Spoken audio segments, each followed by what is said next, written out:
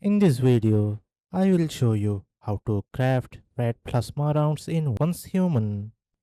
To craft red plasma rounds, you will need the following materials: plasma fragments dropped from enemies or found in loot crates, rare metals mined from mineral deposits or found in high level loot, energy cells often found in technology or energy related crates.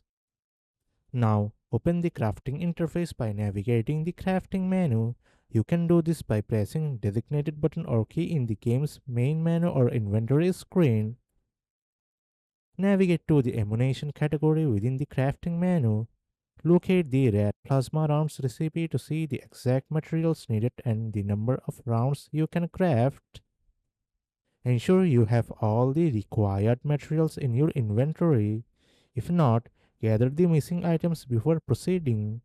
Click on the recipe or the craft button to start the crafting process. Wait for the game to process the crafting. Once crafting is complete, the red plasma round will appear in your inventory. Go to your weapons ammo selection menu and equip the red plasma rounds. And that's it. Now you know how to craft red plasma rounds in one's human. If this video helps, like, share, and subscribe.